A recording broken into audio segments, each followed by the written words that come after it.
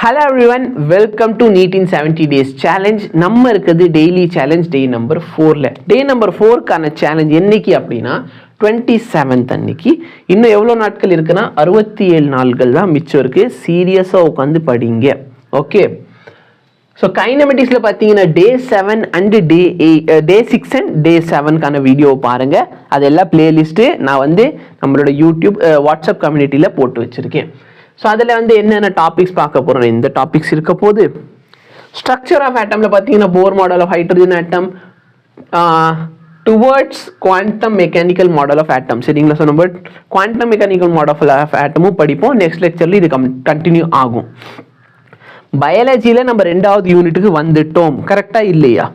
So first unit மட்டுமே நீங்கள் நல்லா படிச்சிருக்கீங்கன்னா நீங்கள் மேக்ஸிமம் 10 கொஸ்டின் எதிர்பார்க்கலாம். ஓகேவா? ஸோ 10 கொஸ்டின் வரைக்கும் எதிர்பார்க்கலாம். மினிமம் பார்த்தீங்கன்னா 6 to 7 கொஸ்டின் எதிர்பார்க்கலாம். அப்போ நீங்கள் நல்லா அந்த ஃபர்ஸ்ட் யூனிட் ஃபுல்லாக முடிச்சிட்டிங்கன்னா 6 to 7 கொஸ்டின் நம்ம கையில் இருக்குது.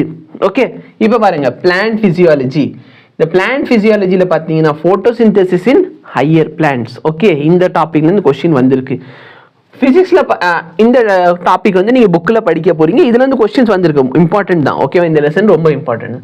Equation of motion for uniform acceleration, அந்த 3 ஈக்குவேஷன் வச்சு ஏகப்பட்ட கொஸ்டின் வந்திருக்கு. அப்புறம் இந்த டேன் தீட்டா வச்சுக்கிட்டு நீங்கள் டிஸ்பிளேஸ்மெண்ட் டைம் கிராஃப். ஓகேவா? ஸோ அது இந்த டாப்பிக்கில் வந்து என்ன பண்ணியிருக்காங்கன்னா நீட்டில் ரிப்பீட்டடாக கொஸ்டின்ஸ் வந்திருக்கு லாஸ்ட் 5 இயர்ஸில். தயவுசெய்து இதை நல்லபடியாக படிங்க. ஓகேவா? Thank you so much. Have a nice day and all the best for your challenge.